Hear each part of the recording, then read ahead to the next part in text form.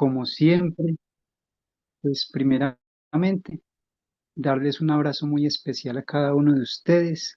Reciban el abrazo cálido, no solamente mío, sino también de nuestro Señor y Salvador Cristo Jesús, que es quien reina y vive por los siglos de los siglos. Y en este momento yo me voy a encomendar a Dios. Yo no puedo empezar a predicar sin orar, porque necesito que Él me dirija. La palabra de Dios Amén. también. Amén. La palabra de Dios en el libro de Santiago capítulo 5 también nos dice que en el versículo 14, Santiago 5:14, ¿está alguno enfermo entre vosotros? Llame a los ancianos de la iglesia y oren por él, ungiéndole con aceite en el nombre del Señor.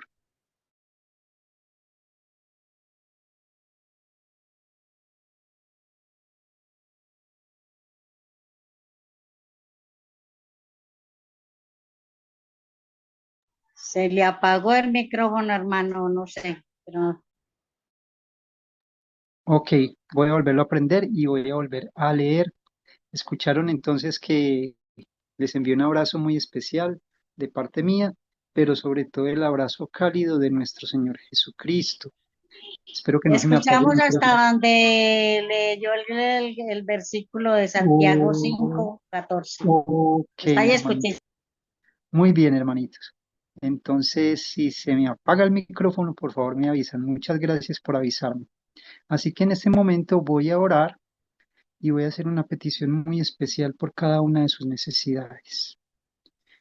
Que la paz del Señor esté con cada uno de ustedes. Si alguno de ustedes está pasando por alguna necesidad, si alguno de ustedes tiene alguna enfermedad, yo le voy a pedir en este momento, en el nombre de Jesús, que coloque su mano donde le duele o coloque su Biblia donde le duele.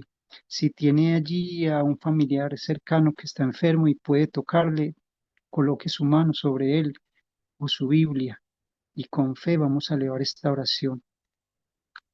Yo me voy a arrodillar en este momento y ustedes me pueden acompañar allí también inclinando sus rostros.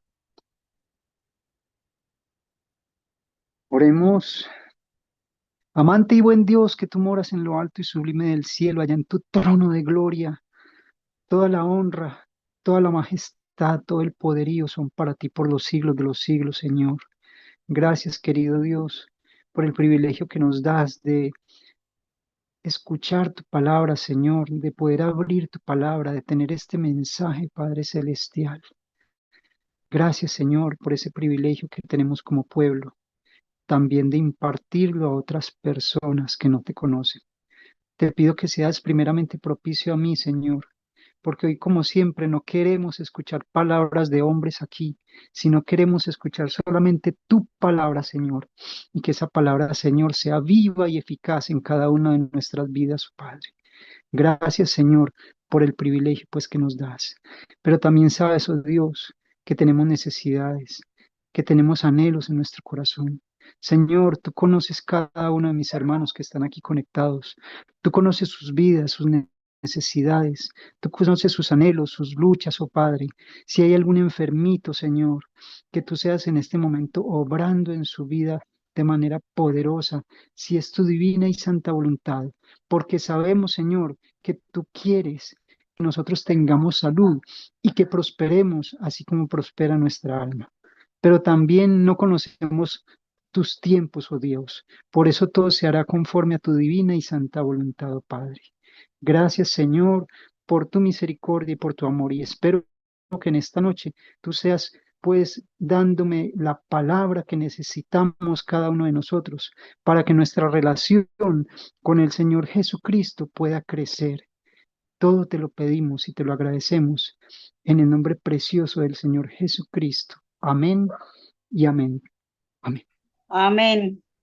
Amén. Amén. Muy bien, mis hermanos. Primera de Tesalonicenses capítulo 5 versículo 19 dice, no apaguéis al Espíritu. Sí, el Espíritu Santo que siempre está allí tratando de redarguirnos. ¿Cómo nos habla el Espíritu Santo si no es a nuestra mente? Porque en esto somos diferentes a los animales y a cualquier ser. Dios nos dio la capacidad de razonar, de pensar, ¿sí? de elegir. Y es ahí donde el Espíritu Santo nos habla. Por eso dice, no apaguéis al Espíritu cuando escuches su voz, no endurezcas tu corazón. No menospreciéis las profecías, dice el versículo 20. No lo menosprecien, hermanos, porque es palabra de Dios. Y dice, examinadlo todo, examínenlo, escudriñenlo, dice el Señor Jesús, profundicen, indaguen y retened lo bueno.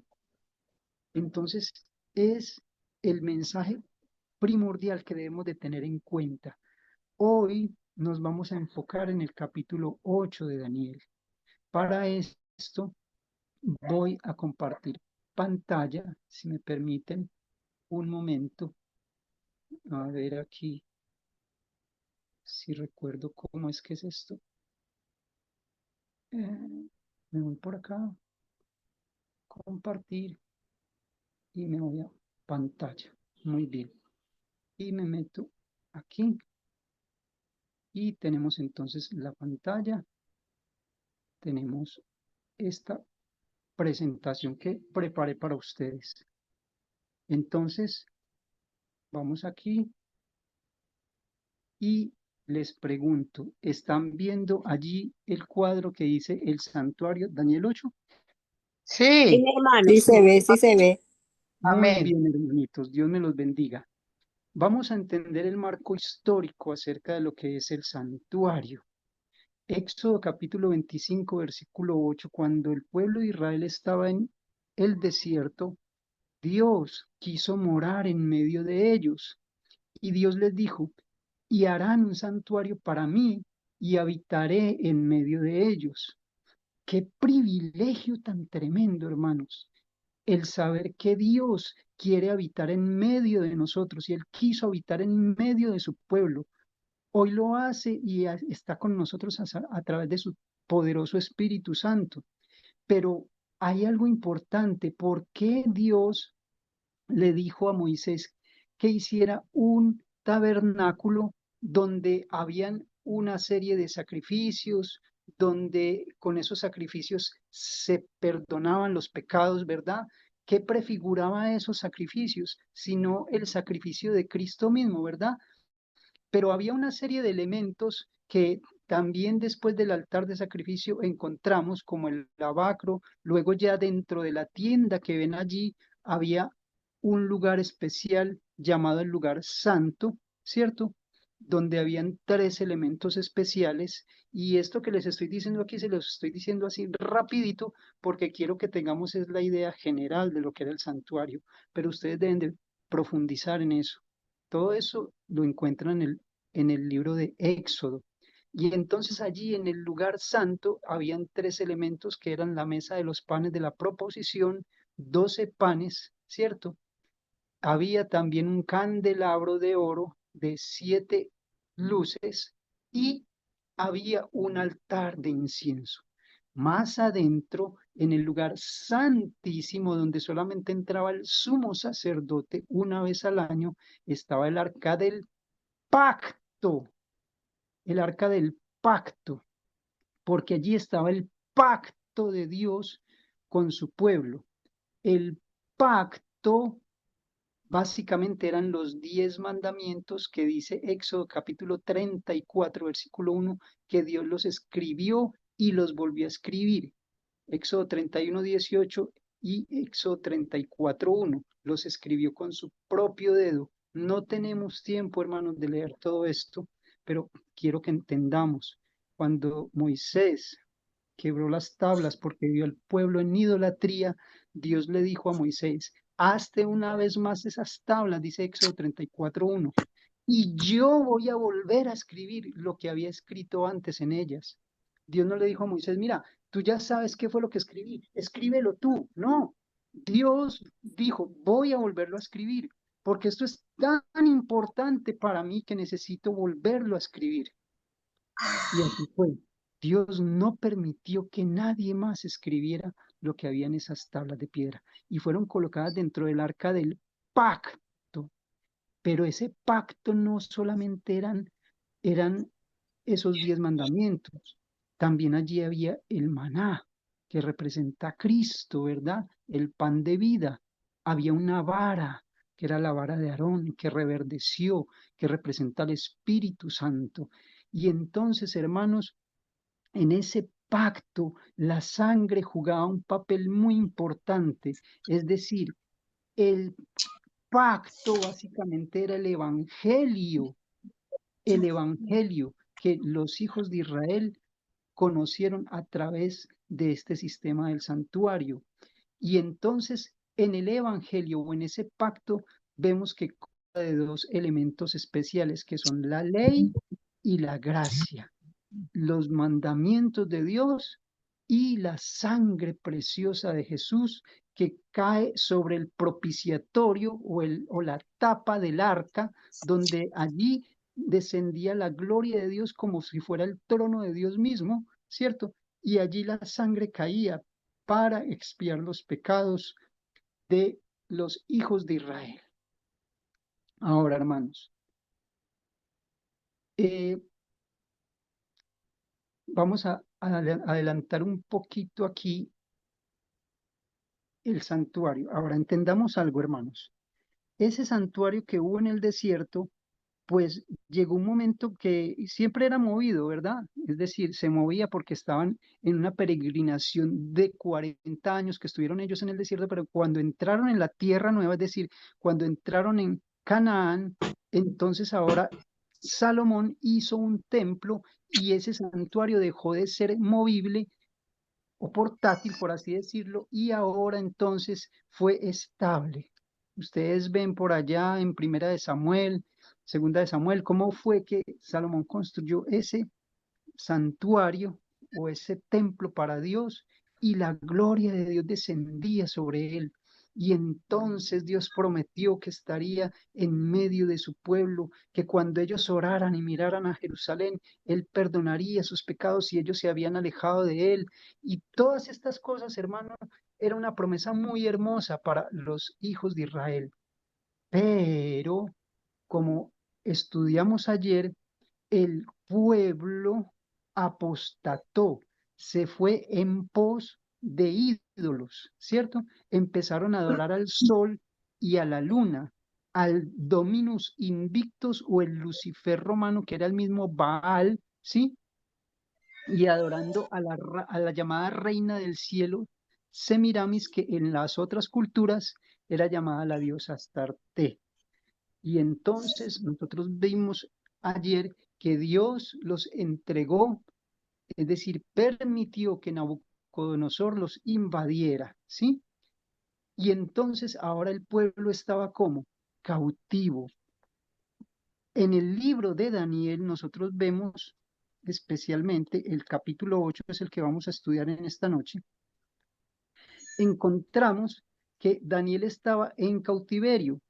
En el capítulo 8 vemos que él ya estaba anciano y y estaban ya prácticamente por acontecer los 70 años de cautiverio que el profeta Jeremías les había anunciado a ellos que sería el tiempo que estarían ellos cautivos.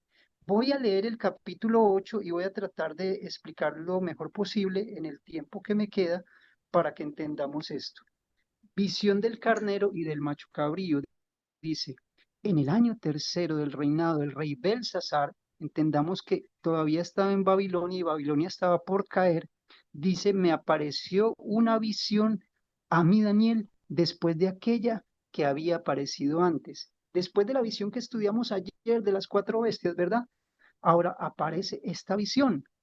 Entonces, hermanos, aquí vemos otra vez el principio que encontramos en el libro de Daniel y es el principio de repetición y de ampliación. Es decir, el profeta primero ve una imagen, lo ve de manera sencilla, ve los reinos, ¿verdad?, que van sucediendo hasta que viene el reino de Roma, luego Roma se divide en 10 naciones, que son las naciones europeas que hoy encontramos, y luego entonces viene la piedra que representa la segunda venida de Cristo. Luego en el capítulo 7 ve cuatro bestias y entonces estas cuatro bestias, ¿verdad?, combaten entre sí. Luego en la cuarta bestia, que es Roma, se divide o se fragmenta en 10 reinos o 10 cuernos, y luego sale un cuerno pequeño que representa el sistema papal, y lo sabemos porque en la historia Roma se dividió después del 476 y fue cuando entonces el sistema papal, ya en el 538, cuando surge la última tribu ariana, o mejor, es derrotada la última tribu ariana, los ostrogodos, entonces surge el papado con toda su plenitud y poder, usando del poder civil para perseguir a los cristianos y tener una supremacía por 1260 años que terminaron en 1798 cuando Napoleón les dio una herida de muerte, como de muerte, por así decirlo. Así que volviendo al texto de Daniel capítulo 8, a Daniel se le aparece entonces otra visión que amplía otra vez estos temas que estudiamos ayer y da un detalle adicional y es el tema del santuario. Ahora, esta visión, aquí la palabra para visión es chazón. Es muy importante que entendamos que en el original, en el texto original aparece la palabra chazón cuando él ve esta visión. ¿Qué es lo que ve? Dice allí, versículo 2, vi en visión y cuando la vi, no estaba en Susa, dice, yo estaba en Susa, que es la capital del reino en la provincia de Elam. Vi pues en visión estando junto al río Ulai, alcé los ojos y miré, y he aquí un carnero, voy a presentarlo aquí, un carnero que estaba delante del río y tenía dos cuernos. Ahí está el carnero con dos cuernos. Y aunque los cuernos eran altos, uno era más alto que el otro y el más alto creció después. Vi que el carnero hería con los cuernos al poniente, al norte, al sur, y que ninguna bestia podía parar delante de él, ni había quien escapase de su poder, y hacía conforme a su voluntad, y se engrandecía. Recordemos que los cuernos siempre representan reinos, ¿cierto? Así que este carnero, no sé qué, se engrandecía. Luego que ve él en la chazón o en la visión, mientras yo consideraba esto, he aquí, un macho cabrío venía del lado del poniente sobre la faz de toda la tierra. ¿Qué venía entonces? Un macho cabrío. Y dice aquí, y aquel macho cabrío tenía un cuerno notable entre sus ojos. Allí le ven el cuerno ustedes. Y dice, y vino hasta el carnero de dos cuernos que yo había visto en la ribera del río y corrió contra él con la furia de su fuerza. Y lo vi que llegó junto al carnero y se levantó contra él y lo hirió y le quebró sus dos cuernos. Y el carnero no tenía fuerzas para pararse delante de él. Lo derribó por tanto. Y dice ahí, en tierra y lo pisoteó. Y no hubo quien librase al carnero de su poder. Este es el relato que nos presenta aquí Daniel en la Biblia Reina Valera, capítulo 8 de Daniel. Versículo 8 dice, y el macho cabrío se engrandeció sobremanera, pero estando en su mayor fuerza, aquel gran cuerno fue quebrado y en su lugar salieron otros cuatro cuernos notables. Sí, entonces este carnero dice aquí, dice, el macho cabrío se engrandeció sobremanera, pero estando en su mayor fuerza, aquel gran cuerno fue quebrado y en su lugar salieron otros cuatro cuernos notables hacia los cuatro vientos del cielo. Así que este macho cabrío que tenía un cuerno, ese cuerno notable es quebrado y salen ¿cuántos cuernos? Cuatro. Y recordemos que según Daniel capítulo 7, versículo 25 y 26, los cuernos representan reinos, ¿sí? Ahora, dice, y de uno de ellos, es decir, de uno, no de los cuernos, tenemos que leer el contexto anterior. El contexto anterior está hablando de vientos y los vientos representan los cuatro puntos cardinales. Está diciendo que de uno de esos cuatro vientos, no de los cuernos, porque recordemos que los cuernos representan a los cuatro generales que se dividieron la jurisdicción del imperio de Alejandro Magno, y ya vamos a dejar que la Biblia hable de esto, ¿cierto? Y entonces dice que de uno de esos cuatro vientos salió un cuerno pequeño que creció mucho al sur, vamos a mirarlo aquí, un cuerno pequeño, ¿sí? Y sabemos que este cuerno salió básicamente después de que Roma se fragmentó, ¿cierto? En 10 naciones, como se los mostré ayer, y este cuerno creció mucho al sur al oriente y hacia la tierra gloriosa. Notemos que la descripción que nos da la Biblia ya nos da de una vez la imagen geográfica desde donde sale el cuerno. De uno de los cuatro vientos sale y crece mucho al sur, así que tiene que estar en la parte norte, ¿cierto? Y dice también al sur, ay, se me perdió, a ver, dice, y se engrandeció hasta al sur ya, versículo 9, al oriente, es decir, que tiene que estar en el occidente, ¿cierto? Y hasta la tierra gloriosa, versículo 9. Es decir, ¿cuál es la tierra gloriosa en este caso? Pues Palestina, pues Israel. Aquí en este contexto, la tierra gloriosa es Israel, por el tiempo que está viviendo aquí el profeta Daniel.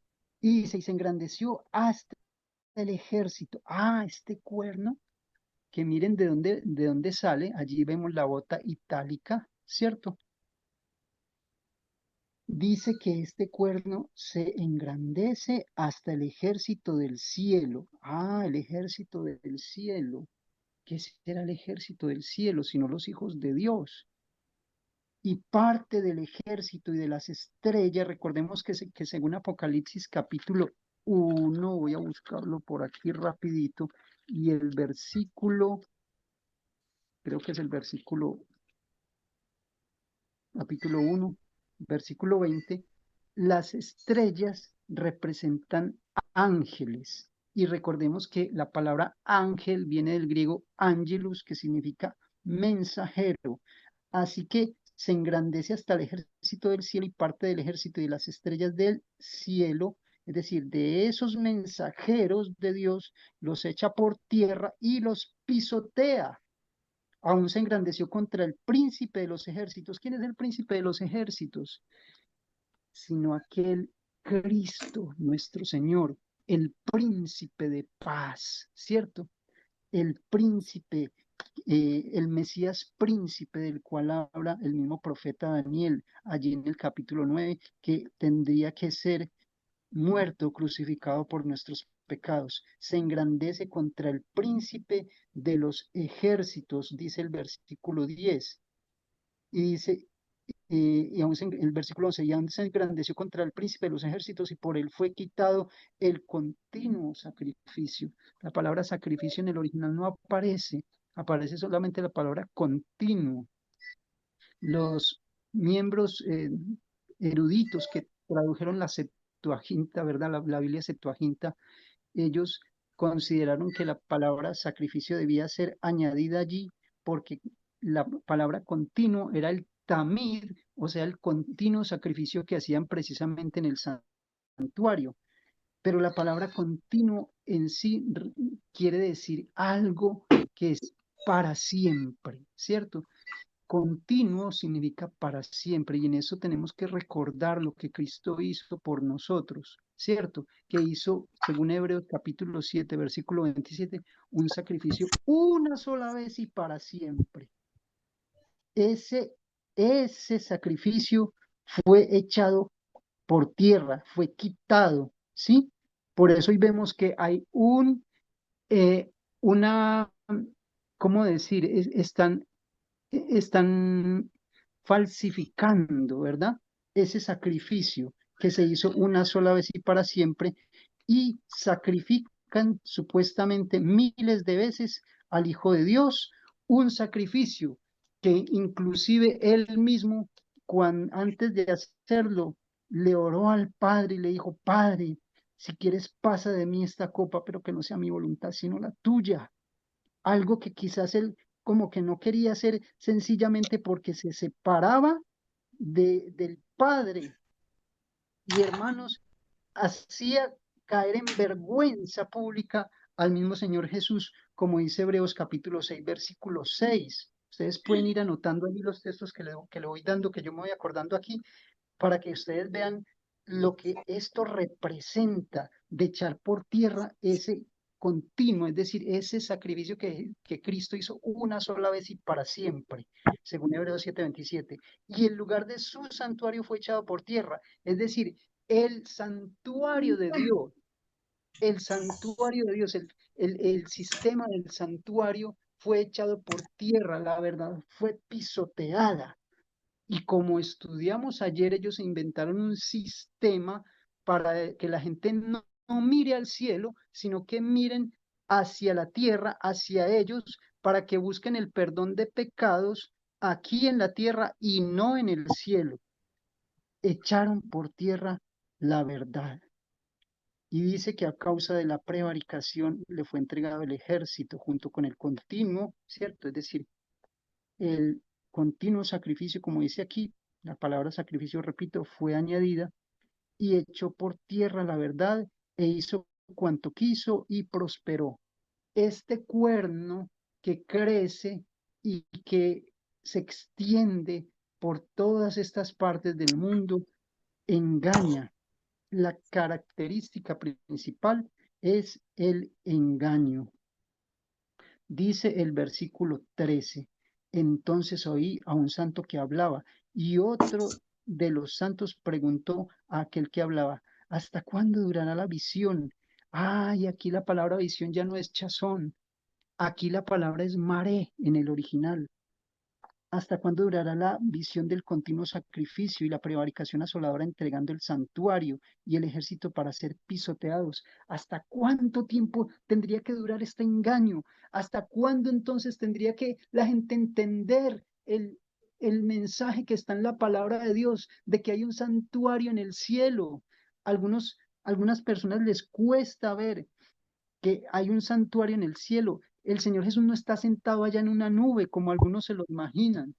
No, hermanos, el Señor está en su santuario, lo dice muy claramente el libro de los Salmos, lo dice claramente el libro del Apocalipsis, que hay un templo en el cielo, lo dice el libro de Hebreos, léanse en ese libro de Hebreos, hermanos, se lo recomiendo mucho para que entiendan lo que es el santuario. Solamente voy a leer un texto, el que quiera que le dé más detalles sobre esto, yo le puedo mandar todos los versículos.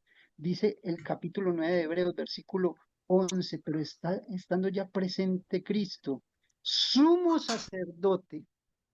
Notemos aquí que hay un sumo sacerdote, un sumo pontífice, un único puente entre Dios y los hombres, se llama Jesucristo. Estando ya presente Cristo, sumo sacerdote de los bienes venideros, por el más amplio y más perfecto tabernáculo, no hecho de manos, es decir, no de esta creación.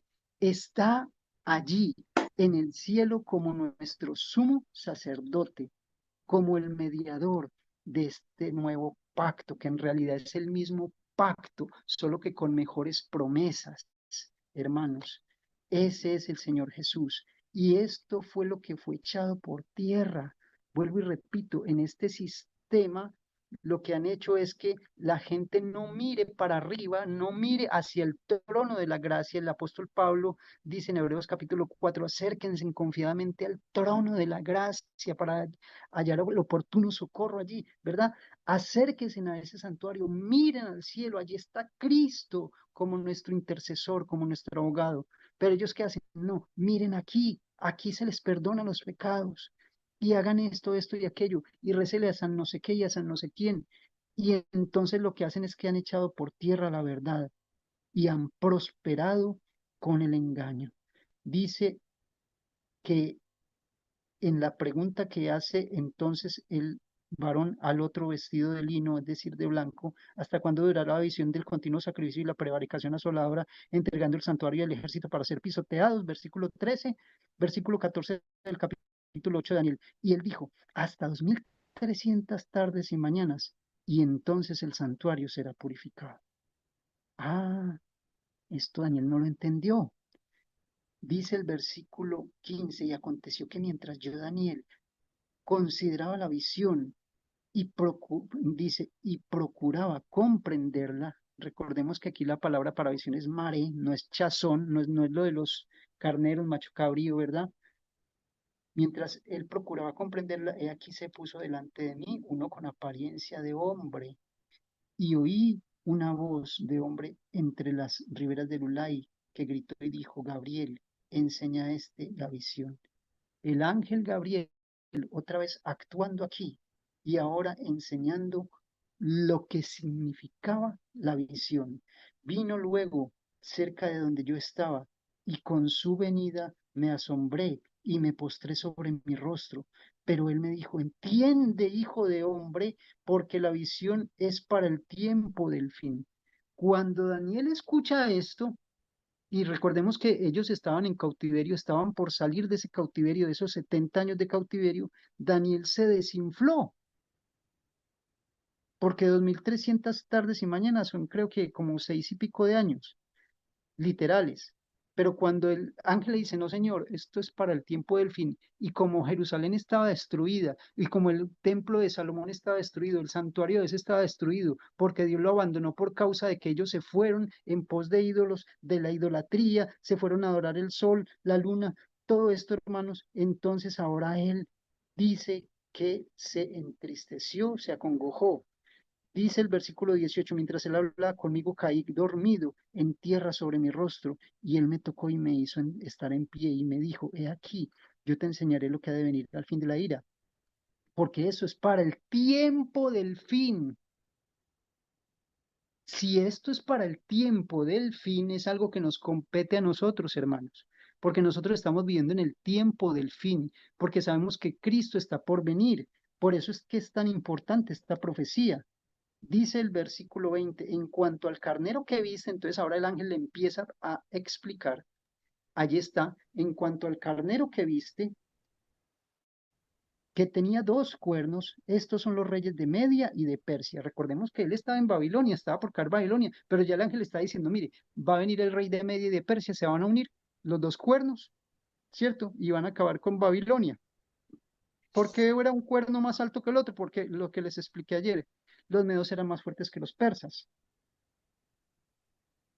Y dice, perdón, los persas, Darío el Medo y Ciro el persa, sí, creo que era, Ciro era más fuerte. Dice, versículo 21, el macho cabrío es el rey de Grecia. Ah, el macho cabrío que viene luego contra ellos. Mire cómo Dios le explica a Daniel y le predice el futuro mucho antes de que suceda. Y así sucedió. En el año 331 Alejandro el Grande, aquel gran cuerno, fue contra los medos y los persas y los derrotó. El macho cabrío es el rey de Grecia y el cuerno grande que tenía entre sus ojos es el rey primero, es decir, estamos hablando de Alejandro el Grande. Y en cuanto al cuerno que fue quebrado y sucedieron 4, en su lugar significa que 4 reinos se levantarán de esa nación, aunque no con la fuerza de él.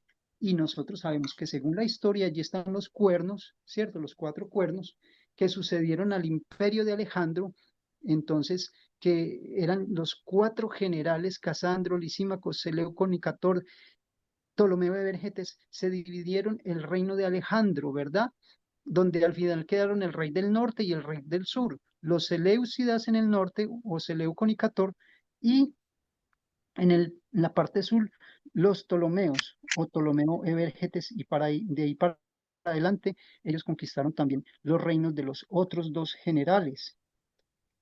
Pero miren lo que dice el versículo 23 del capítulo 8 de Daniel, dice, y al fin del reinado de estos, es decir, este cuerno que va a nacer no puede venir de ninguno de esos 4 cuernos. Algunos dicen, no, en uno de esos 4 cuernos de allí viene Antíoco Epífanes, ¿cierto? Y ponen Antíoco Epífanes a propósito, una historia o un cuentecito que se inventó el sistema jesuita para que la gente no viera a Roma como el cuerno pequeño, pero nosotros sabemos que Antíoco Epífanes vivió por allá en el 168, 165, fue la guerra de los Macabeos.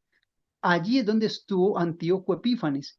Y nosotros miramos que el Imperio Romano, o mejor, que el cuerno pequeño se tiene que levantar después de que el Imperio Romano se fragmenta. Es decir, ya después de Cristo, después del año 476, ¿cierto? Así que Antíoco no puede ser el cuerno pequeño. Por eso dice que sería al fin del reinado de estos. No puede ser Antíoco Epífanes, porque Antíoco sencillamente pertenecía a uno de esos 4 reinos. Hermanos, entonces este cuerno pequeño que se levanta, ¿cierto? Después del 476, no puede ser otro que la Roma imperial y que luego se convirtió en la Roma papal. El cuerno que crece mucho, ¿cierto? Y que luego se fragmenta, ¿cierto? En 10 naciones, pero entonces sale luego el cuerno pequeño, es Roma. Inicialmente como sistema imperial y luego como sistema papal.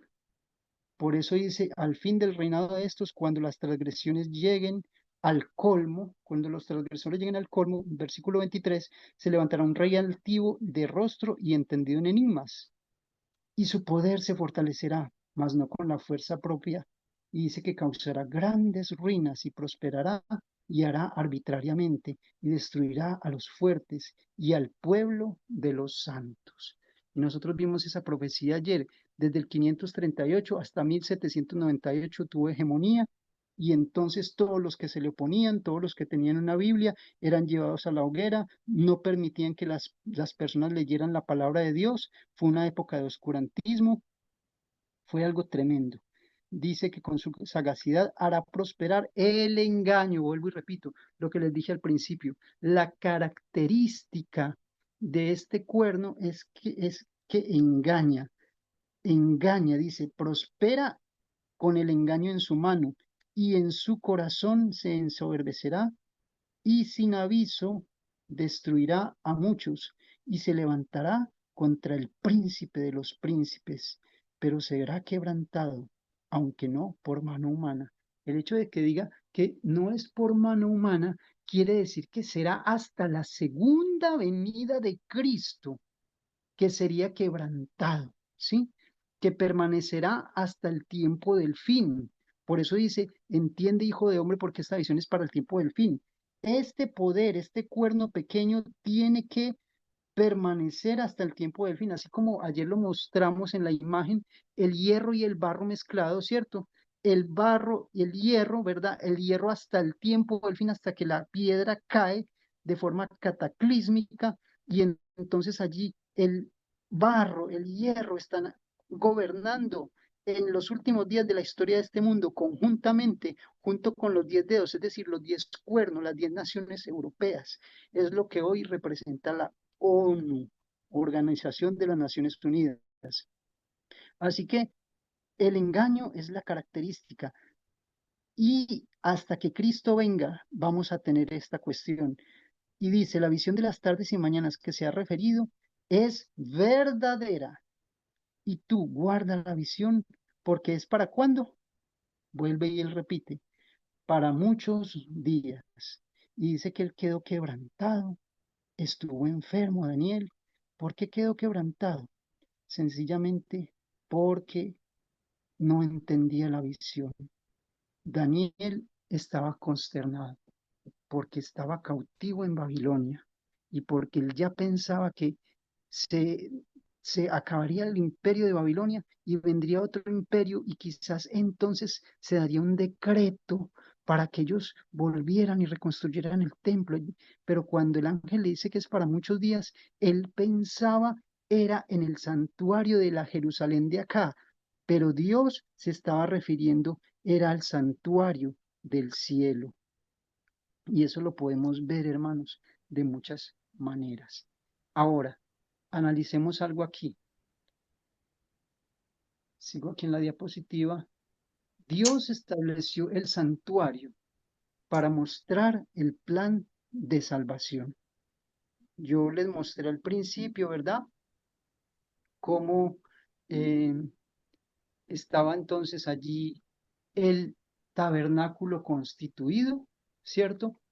Y vuelvo y repito, no voy a poder detallar las cosas, pero solamente voy a resaltar algunas.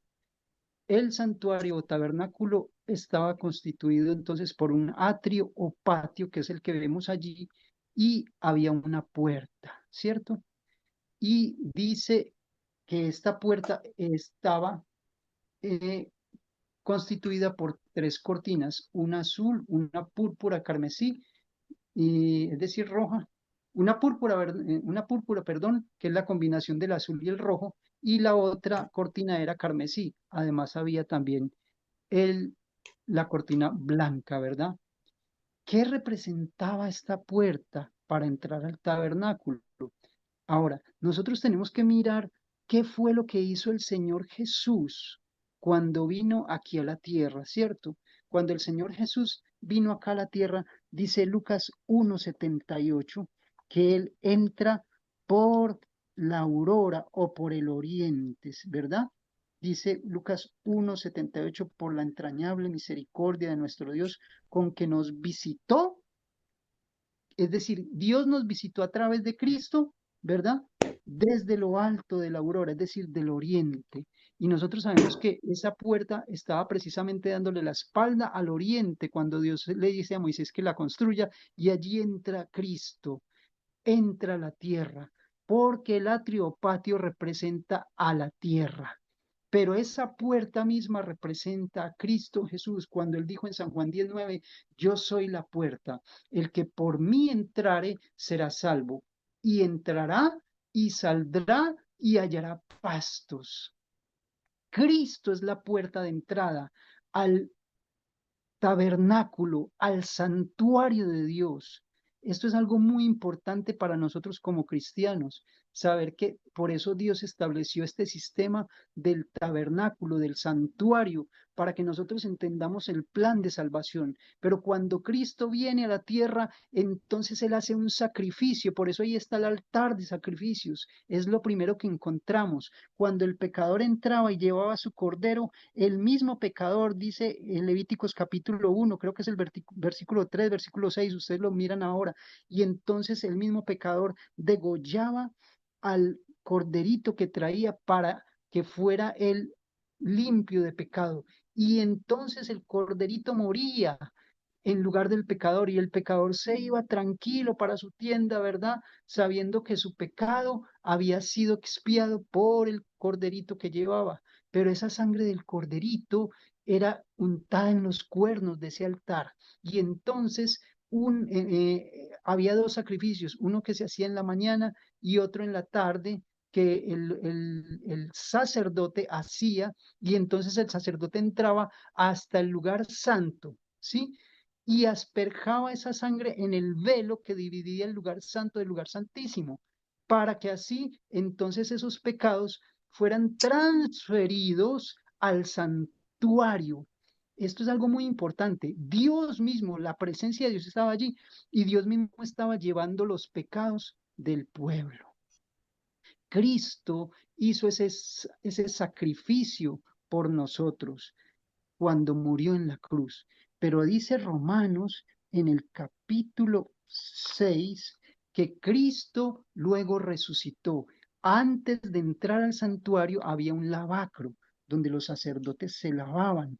Y dice que el capítulo 6 de Romanos, en el versículo 4, ¿qué representa ese lavacro?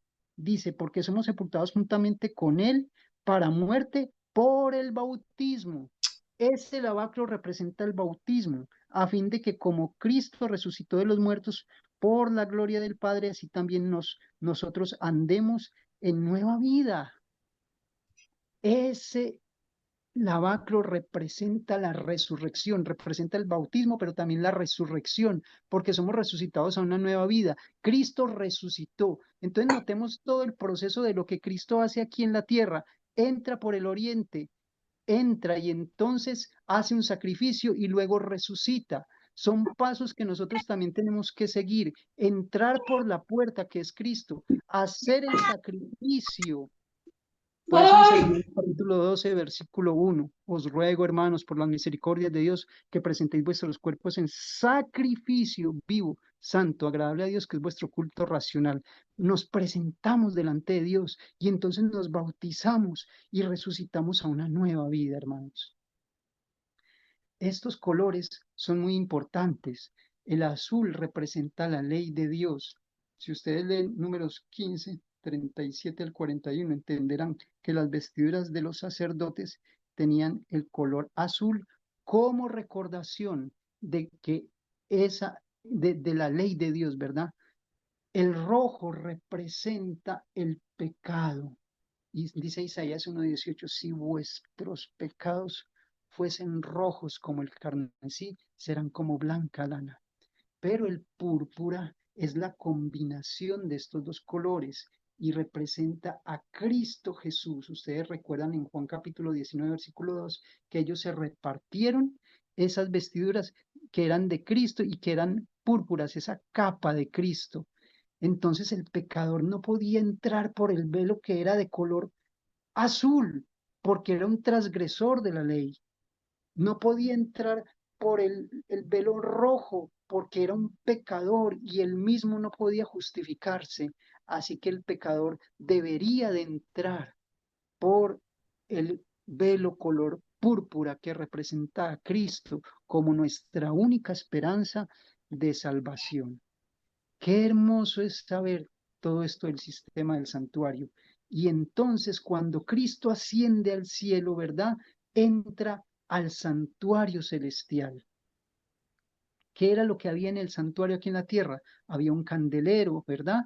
Había una mesa con los panes. Aquí están en el lado opuesto. Esta gráfica no está bien. El candelabro va en el lado derecho y la mesa de los panes, perdón, el candelero va en el lado izquierdo y la mesa de los panes en el lado derecho.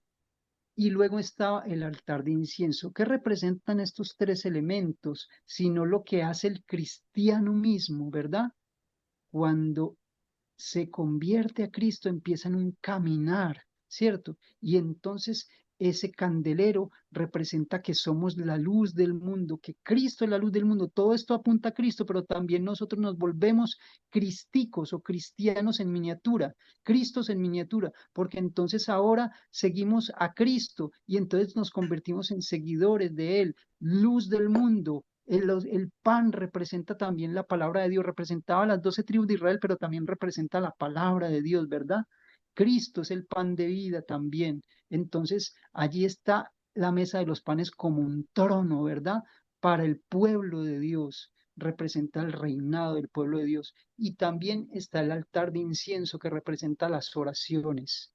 Entonces, cuando llega uno a esa comunión con Dios, entonces ahora uno tiene que caminar con Dios, ser luz para el mundo, tiene que alimentarse de la palabra de Dios, tiene que testificar, ahí está el candelero, y también tiene que orar. Por eso las oraciones de los santos llegan hasta el cielo, hasta el altar. Veamos, por ejemplo, lo que dice aquí Apocalipsis en el capítulo 8 en el versículo 1, cuando abrió el sexto sello, se hizo silencio en el cielo como por media hora y vi a los 7 ángeles que estaban en pie ante Dios y se le dieron 7 trompetas. Otro ángel vino entonces y se paró ante el altar. Recordemos que Juan está llevado en visión en el santuario celestial y ve el altar con un incensario de oro y se le dio mucho incienso para añadirlo a las oraciones de todos los santos sobre el altar de oro que estaba delante del trono. Ah, ¿y cuál era el trono? Pues sencillamente el arca del pacto donde Dios tiene su trono. Y si alguno de ustedes tiene duda, pues bien puede leer Apocalipsis capítulo 11, versículo 18 y 19, que en el arca del pacto, donde están los 10 mandamientos, es el código con el cual Dios hace su juicio sobre las naciones. Dice el capítulo 10 11 de Apocalipsis, versículo 18, y se airaron las naciones y tuviera venido y el tiempo de juzgar. Es decir, el juicio, ¿verdad? En el tiempo del fin se hace basado en los 10 mandamientos. Porque si no hay ley, hermanos, entonces, ¿de qué va a acusar Dios a los malvados si no hay una ley, ¿cierto? La ley lo que hace es que condena a los pecadores, pero la ley no nos salva. El que nos salva es Cristo Jesús. Nuestra única esperanza está en Él. Pero cuando uno no está adherido a Cristo, se convierte en un transgresor de la ley. Y dice, se airaron las naciones, tú irá venido y el tiempo de juzgar a los muertos y dar el galardón a tus siervos los profetas y los santos y a los que temen tu nombre y a los pequeños y grandes y de destruir a los que destruyen la tierra. y el templo de Dios fue abierto ¿en dónde? En el cielo. ¿Y qué se veía? Y el arca de su pacto se veía en el templo. Y hubo relámpagos, voces, truenos, un terremoto y grande granizo. Entonces, hermanos, si somos bien cuidadosos en estudiar el libro del Apocalipsis, nosotros vamos a entender que Cristo cuando asciende al cielo entra al santuario celestial y se mueve allí en el santuario en el devenir de los tiempos. Y mientras está en el capítulo 1 de Apocalipsis, allí en medio de los 7 candeleros, que representa las 7 épocas por las cuales pasa la iglesia, ¿verdad? Porque la iglesia es la luz, ¿verdad? Y luego en el capítulo 4 lo vemos en esa adoración celestial, ¿cierto? La mesa de los panes, donde Dios mismo está reinando allí, en la mesa de los panes, y está con su pueblo, pero ya en el capítulo 8 como lo vimos acá, entonces aparece moviéndose allí en el altar de incienso, previo a la venida del Señor Jesús. Y en el capítulo 11 lo vimos entonces ahora allí en el arca del pacto, ¿cierto? Con sus 10 mandamientos. ¿Qué es el Evangelio eterno, hermanos? Sino el mismo que se le presentó a Adán y Eva cuando ellos cayeron en el pecado. Tuvo que morir un corderito, ¿cierto? Tuvo que morir un corderito para que ellos fuese expiada su iniquidad. Y esas pieles, esas túnicas de pieles de las cuales ellos fueron vestidos, representaban la muerte del cordero, del Hijo de Dios. Por eso Apocalipsis 13 dice que el cordero de Dios fue inmolado desde la creación del mundo. Y esto es la buena noticia para nosotros. Eso es el evangelio para nosotros. Pero si nosotros quitamos la ley, ¿de qué nos va a salvar Dios? Si no si la ley lo que hace es mostrarnos a nosotros que somos pecadores. La ley nos muestra el pecado, pero la ley no nos limpia, la ley no nos salva, la ley nos muestra, es como un espejo, dice el libro de Santiago, ¿cierto? Y entonces, cuando yo me miro en el espejo de la ley de Dios, yo tengo que ir donde realmente tengo que ir para ser limpio, que es en la sangre preciosa de Cristo Jesús. La ley a mí me dice que yo soy un pecador, que yo soy un transgresor, que yo soy un asesino, que yo soy un adúltero, que yo soy un mentiroso, que yo soy un idólatra. Así no sea idólatra, así no esté cometiendo ese pecado, así no esté matando a nadie, así no esté adulterando. Yo lo soy porque cualquiera que ofendiera en un solo punto ya se hace culpable de todos. Entonces, ¿qué esperanza tenemos nosotros y no solamente la sangre preciosa de Jesús?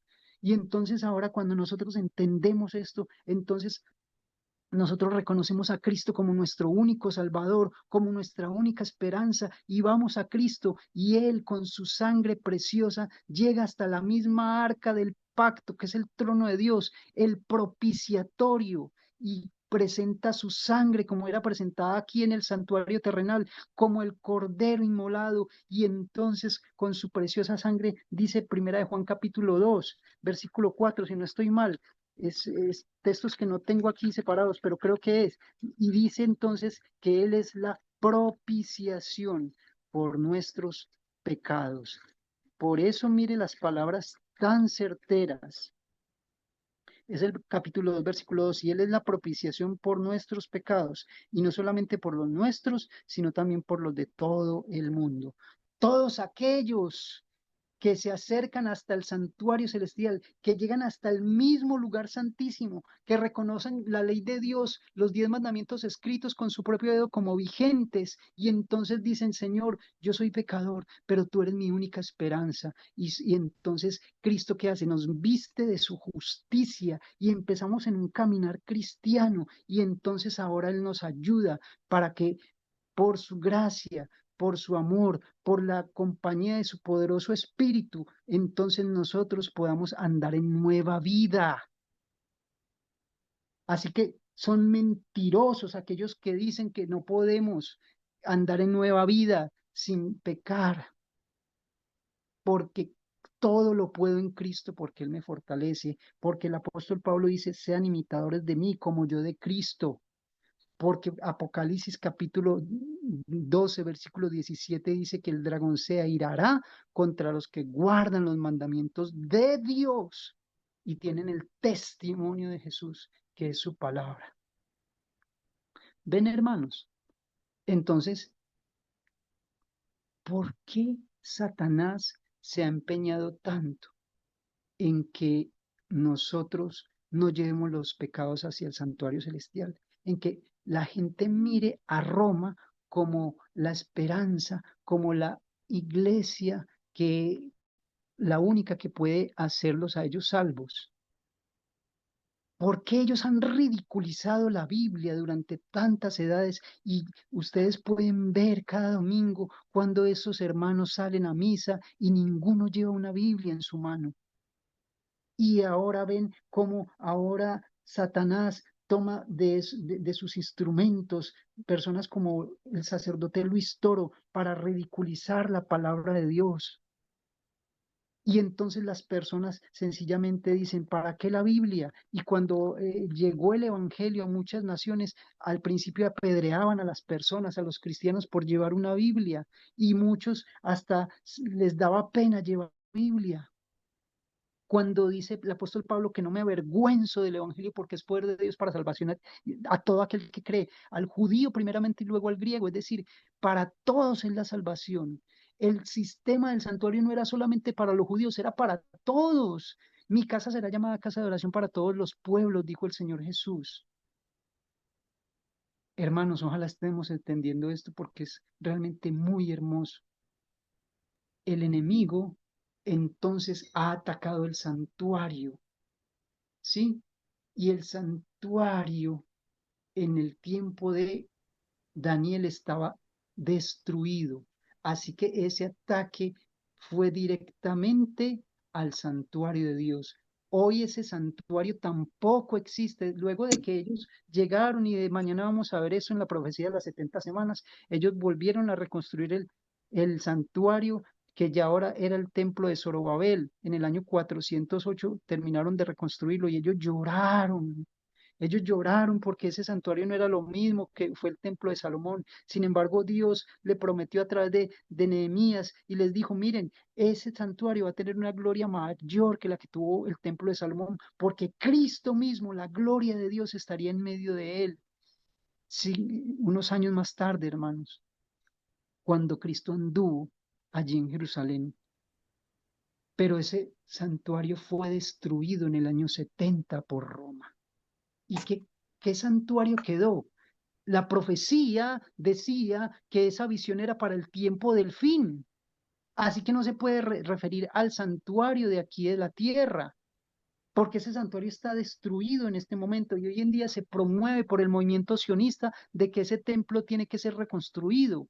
Y esto es un invento jesuita, porque ellos le quieren hacer ver a la gente que no es que el cuerno pequeño no es Roma, sino que va a venir un hombre malo que se va a sentar allá en Jerusalén y que entonces habrá 7 años, ¿verdad? Donde estará reinando, pero a la mitad de esos 7 años, entonces, según la teoría que ellos explican, entonces él va a permitir que se construya ese templo y a la mitad de esos 7 años, entonces ese templo, entonces él ya no va a permitir los sacrificios y los judíos van a ser entonces perseguidos y la iglesia entonces va a ser levantada en secreto, cosa que no aparece en la Biblia por ninguna parte. La palabra de Dios, Cristo fue muy claro, como el relámpago que sale del oriente y se muestra, es decir, todo ojo lo verá hasta el occidente, así será la venida del Hijo del Hombre. ¿Sí? Y entonces han hecho quitar la mirada de Roma, de las personas, de los cristianos, y ponerla en Jerusalén, en los asuntos que, en esa guerra, que esto lo vamos a ver también, como ellos mismos han promovido ese movimiento sionista para que entre judíos y palestinos se maten, porque ellos quieren tomar posición de esa tierra. Ya eso lo vamos a ver en detalle. Todo pensando en que ese templo va a ser reconstruido, pero ese templo jamás será reconstruido sencillamente porque allí donde está el muro de los lamentos está también la cúpula de Mohamed o Mahoma y está colocada una gran piedra que nadie puede mover y ese mundo musulmán es una mayoría muy inmensa. que no va a ser posible. El Señor Jesús lo dijo. Jerusalén, Jerusalén, que matas a los profetas, Mateo capítulo 23, y apedreas a quienes te son enviados. ¿Cuántas veces quise juntarte como la gallina junto a sus polluelos debajo de sus alas y no quisisteis? He aquí vuestra casa, ya no era la casa de él, vuestra casa, cuando él estuvo volcando las mesas de los cambistas, de los que estaban allí comerciando con palomas, con animales, él quitó y volcó esas mesas y dijo, mi casa será llamada casa de oración para todos los pueblos, pero ustedes la han hecho cueva de ladrones. Mi casa, pero antes de ir a la cruz, ahora ya no era la casa de la hora, él dijo, vuestra casa os es dejada desierta, y os digo que no me veréis hasta que digáis bendito el que viene en el nombre del Señor, hasta la segunda venida de Cristo. Ellos reconocerán porque rechazaron a Jesús. Pero como dice el libro de Romanos capítulo 9, él no rechazó a su pueblo. La iglesia fue fundamentada sobre judíos, pero la profecía decía que otro pueblo se añadiría, aquellos que estaban ajenos al pacto, los gentiles. Gentil quiere decir ajeno al pacto. Aquellos que estaban ajenos al pacto se unirían al pacto, ¿sí? Se uniría se unirían al pacto. Y entonces dice Mateo capítulo 21, versículo 43, por tanto os digo que el reino de Dios será quitado de vosotros. ¿Saben qué es quitar? Quitar es quitar, ¿sí? Será quitado de vosotros y será dado a gente que produzca los frutos de él, dice Mateo capítulo 21, versículo 43. El mismo texto que está en Segunda de Reyes 23, 27. Leámoslo también, textos que no tenía para leer hoy, pero vamos a leerlo porque el flujo de la información de lo que les estoy diciendo me obliga a decirlo. Segunda de Reyes 23, 27 dice, y Jehová dijo, también quitaré de mi presencia a Judá, como quité a Israel. Es lo que está diciendo Dios aquí. Jehová dijo, también quitaré de mi presencia a Judá, como quité a Israel, y desecharé esta ciudad que había escogido, a Jerusalén, a la casa de la cual había yo dicho, mi nombre estará allí. Qué tremendo, hermanos. Allí en este cuadro que ustedes ven, pueden ver los ataques de Satanás al santuario celestial. Aún se engrandece contra el príncipe del ejército y por él fue quitado el continuo sacrificio o el continuo y el lugar de su santuario fue echado por tierra. Quitan el tamid, es decir, ese sacrificio que Cristo una sola vez, sí, para siempre. Lean Hebreos 7:27, porque el tiempo se me acabó. Dice, el ejército y las estrellas entonces representan a esos hijos de Dios, ¿verdad? Recordemos que ya lo leímos, somos ángeles en el sentido de ser mensajeros del mensaje de Dios. La persecución a la que se hace referencia es precisamente en el versículo 24, los 1260 años, echa por tierra la verdad, persigue al pueblo de los santos. Jesús es atacado cuando es sustituido por un vicario en la tierra. Nombres de blasfemia, permítanme, hermanos, que les diga más. ¿Quién es aquel sino quién es el verdadero vicario de Cristo en la tierra o representante del Hijo de Dios o el sustituto a quien él dejó, según Juan capítulo 16, es el consolador, es decir, el Espíritu Santo? ¿Quién es el único sumo pontífice entre Dios y los hombres, sino Cristo Jesús? Lo acabamos de leer en el libro de Hebreos capítulo 9, ¿verdad? Que Él es el sumo pontífice o sumo sacerdote. ¿Quién es el único Padre de nosotros, el Santo Padre, sino nuestro Dios? Tres nombres de blasfemia para el Padre, para el Hijo y para el Espíritu Santo. Todo el sistema del santuario es atacado. El continuo es quitado cuando se sustituye la obra intercesora de Jesús como sumo sacerdote del santuario celestial por la intercesión de hombres y de santos. Y dice allí, finalmente, la verdad es echada por tierra al enseñar doctrinas contrarias a la Biblia y sustituir su autoridad, la autoridad de la palabra de Dios, por esas tradiciones que, como vimos en estos días, vienen de la antigua Babilonia. 2300 tardes y mañanas y el santuario tiene que ser purificado. Vamos a ver si mañana alcanzo a hablarles un poquito de eso. Entonces, ¿qué pasos tenemos que seguir nosotros para la salvación? Entrar por la puerta que es Cristo, hacer el sacrificio vivo, Romanos capítulo 1, Romanos 12:1, ¿verdad? Presentar nuestros cuerpos en sacrificio vivo, santo, agradable a Dios, que es nuestro culto racional. Resucitar a través del bautismo, ¿verdad? Romanos capítulo 6. Vivir una vida cristiana, ¿verdad? Entrando hasta el lugar santo del cielo, ¿verdad? Testificando, leyendo la palabra de Dios, orando, pero finalmente en este tiempo del fin, entrando para ser sellado por Dios a través de su carácter que representa su santa ley, una ley de amor que no ha sido abolida, dijo el Señor Jesús, que no piensen que Él venía a abolir, sino a cumplir. Está cumplida, no abolida, sino cumplida en Cristo Jesús, y por eso nosotros podemos acercarnos a Él como nuestro abogado que nos ayuda a caminar en vida nueva. Los que están predicando un evangelio sin ley están predicando un evangelio barato, un evangelio que no es el evangelio eterno. ¿Sí? Esto es algo que tenemos que tener muy presente. El evangelio se compone de ley y de gracia. El pecador tiene que reconocer que esa ley está vigente y que Cristo es su única esperanza, y entonces caminar y mirando a Cristo únicamente, entonces podremos ser vencedores y nos daremos cuenta, hermanos, de precisamente de que Él, Él nos hace vencedores solamente por su gracia. Por eso al llegar al lugar santísimo, al arca de su pacto, encontramos esa comunión con Dios. Él es allí propicio a nuestros pecados. Entonces, hermanos, ya para terminar, vamos a ver si me puedo meter aquí. Quiero terminar con este llamado, hermanos. Dice allí, si 1000 vidas tuviera. Se dice, y hermanos, yo encuentro en esto algo, cómo es que hay personas que pueden entregar su vida por por una causa como es una revolución o sencillamente por un país, ¿verdad? Por política. Se dice que en ocasión de la independencia de Perú ocurrió el sacrificio de José Olaya, y se dice que José Olaya era un excelente nadador, que servía la causa de la independencia.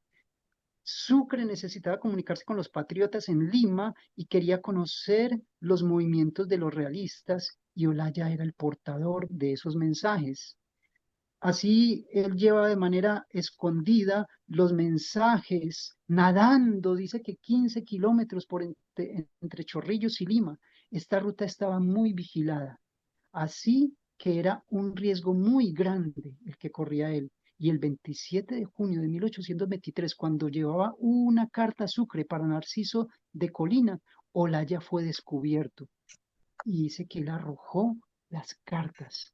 Hay otra versión que él dice que él se las tragó. Y entonces dice que para obtener esta información los captores intentaron de todo. Sin embargo, de nada sirvieron los halagos, las promesas, los apaleamientos, la extracción de las uñas, trituración de pulgares, ni la presencia dolorosa de su madre. Qué dilema, hermanos.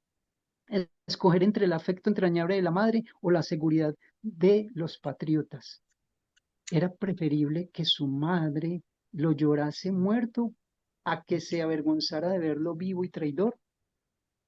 En medio de las torturas y antes de morir fusilado, este Olaya pronunció su famosa frase: si 1000 vidas tuviera, gustoso las daría por mi patria. Si 1000 vidas tuviera, gustoso las daría por mi patria. Y tú, hermanos,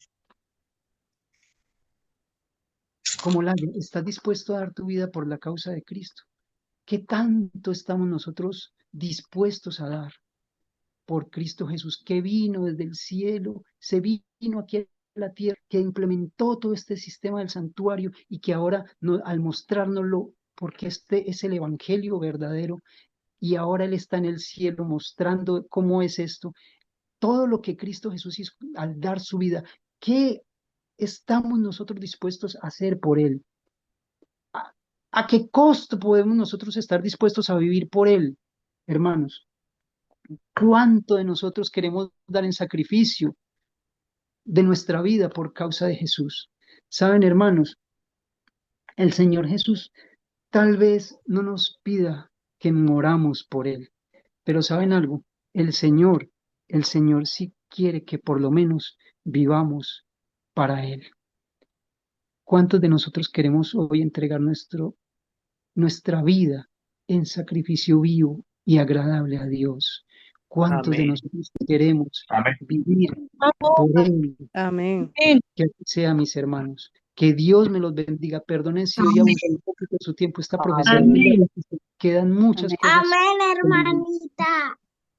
Que Dios me los bendiga y Amén. vamos a hacer una oración en este momento. Querido Padre, te damos gracias infinitas, porque a través del sistema del santuario, tú nos muestras que Cristo es nuestro sumo sacerdote en el santuario celestial. La Biblia está llena de versículos que nos muestran que tú estás allí oficialmente como nuestro sumo sacerdote y que quieres mostrarnos la salvación, pero también quieres que nosotros como mensajeros se lo llevemos a esas personas que hoy están caminando y mirando hacia otro lado, buscando otros mecanismos de salvación. Pero gracias, Señor, porque aunque Satanás quiere velar la vista de las personas para que no miren hacia arriba, nosotros hoy tenemos esta luz de tu palabra que nos muestra que en el santuario tú estás allí con los brazos abiertos en el lugar santísimo para recibirnos a nosotros. Gracias por darnos tu perdón. Gracias, Señor, por darnos tu compañía y tu bendición. Sé propicio a las necesidades de mis hermanos aquí presentes. Te lo pedimos en el nombre precioso del Señor Jesucristo, nuestro Salvador. Amén y amén. Un abrazo para todos. Amén. Amén. Sí, él decía, no, sí, muchas gracias, hermano. Amén. Que miramos la profecía de las 70 semanas. Dios me los bendiga. Amén. Amén. Una feliz noche. Feliz Hasta mañana. noche. Que descansen. Amén. A usted también, hermanito, y a toda su familia. Dios les bendiga. Amén. Hasta luego. Gracias.